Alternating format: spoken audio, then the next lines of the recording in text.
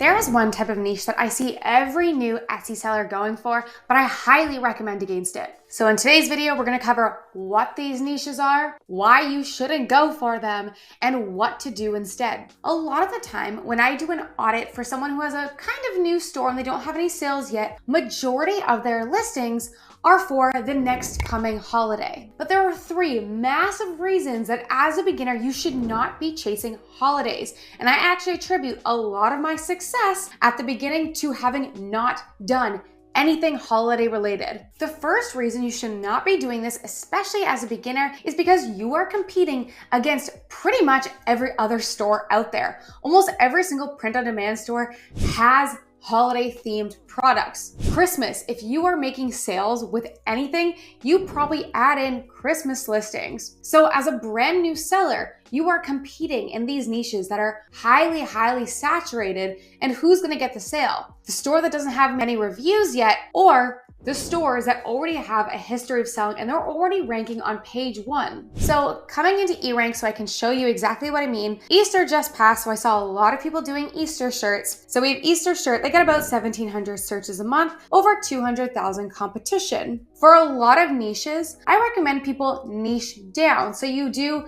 like an Easter mom shirt, a Christian Easter shirt. The problem with a lot of holidays is there isn't that many sub niches to help you stick out in this Easter niche. A lot of the searches are for Easter or Easter shirt, but the minute you add another word to it, the searches majorly go down. So you're pretty much stuck competing with all of these main Easter keywords that are highly saturated already and don't really have other ways of calling it that can help you stick out amongst the competition. The second reason that I highly recommend not doing holidays is because if you take a look up here, you can see it down here as well, but I don't find this search trend that accurate. But if we take it the search trend here, you can see that we get, sure, tons of searches in March for these, but the minute you start making sales and get a bestseller, the minute Easter passes, there's no more people buying. So while you might have had a great March, you can go back to 0 profit the next month after. Same with a trend for, say, a Christmas shirt. I do like to turn on Google as well just to see Google stats, and I find sometimes they're a little bit more accurate than the Etsy because Etsy doesn't really share as much data as Google does. So taking a look at the search trend for Christmas, same thing, you're gonna get a major rise and then flatline. Versus if you look at a keyword like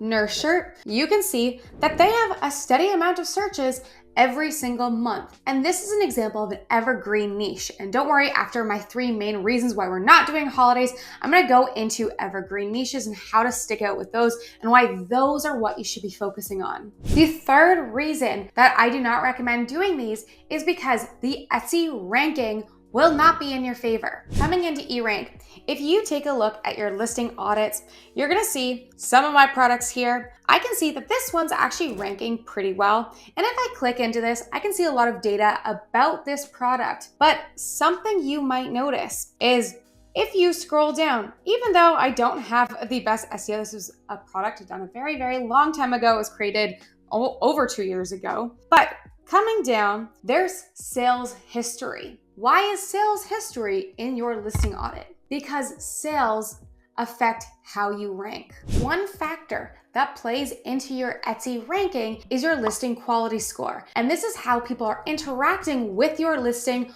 when they come across it. So if people are finding your listing in the search, but they're never clicking on it, they click into it and they don't make sales, or they're giving you bad reviews, then your listing is going to drop in the search ranking. But conversely, if you start getting sales behind a listing, and then you also get a good review, it's gonna start to climb in the rankings. This is why you might not sell a certain listing for months, and then suddenly it sells once, and then it sells the next week after, and then it just keeps selling. It's because it now has data behind it telling Etsy that it's a good product. The listing quality score has gone up, and now you're ranking higher, so more people are finding it, trusting you in purchasing. Okay, but what does this have to do with holidays? My biggest example for this is Christmas. So yes, Christmas products sell like crazy. But when you're buying near Christmas, what are you buying more? Christmas themed products? Or are you buying gifts for Christmas?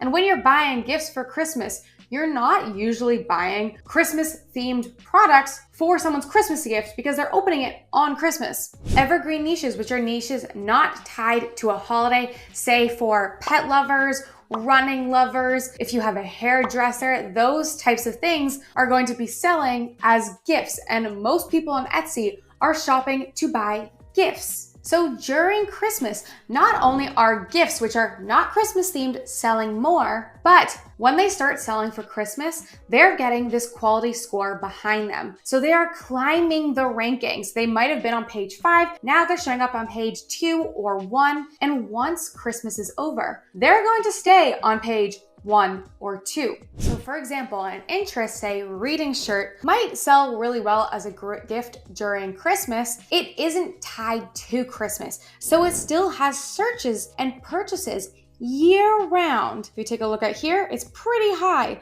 with still about 1,000 searches on Google, and then quite a lot more throughout the year, still on Etsy, never going down to 0. Versus a keyword like Christmas shirt, which yes, has a major spike, but then flatlines to 0 after, because people are not buying Christmas shirts in February, unless they're just really, really early planners. And so even if you had a Christmas listing and it made a bunch of sales and now it's ranking on page 1, if there's 0 searches for that in January, February, it doesn't matter how high you rank, there's no one buying. I always tell people the reason I was successful decently fast with my store is because I focused on low competition evergreen niches. And again, evergreen niches are things that are not tied to a holiday. So like interests or pet shirts or career shirts, things that can be bought year round. In my first year, I solely focused on things that were evergreen that had less competition. And during Christmas, I still got an incredible rise because people were buying these evergreen products as Christmas gifts. And I was expecting to pretty much have my store go back to pretty much nothing, which it was in the early months before Q4 of that year. But after, because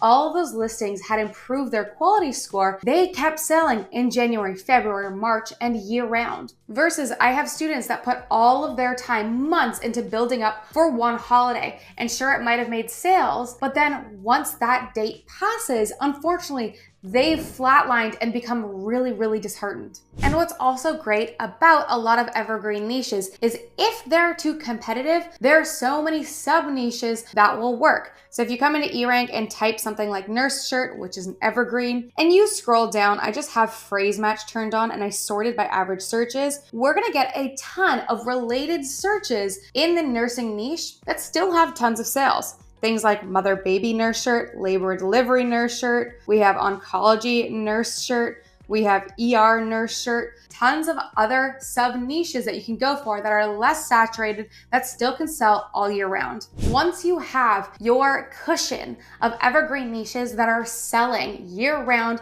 so that you're not having 0 profit months, then you can start building up Christmas niches, which I did on my second or third year is when I started adding in Christmas products to supplement. So yes, those ones would help me get extra profit on certain months, but on the months where those were not selling, I still had my ones that regularly sold every month. So I had a decent amount of profit still coming in month to month. I still see tons of fluctuations throughout the year because of my product, still because my niche has a higher time, but it never flatlines to 0 because it doesn't have that hard cutoff stop like holidays do. So if you've been chasing holidays and you're having these exact same problems, I highly recommend switching your focus and finding unsaturated evergreen niches to put your focus into. If this helps you, please leave a like and subscribe. It would help me so much, and I will see you next week, guys. Thanks.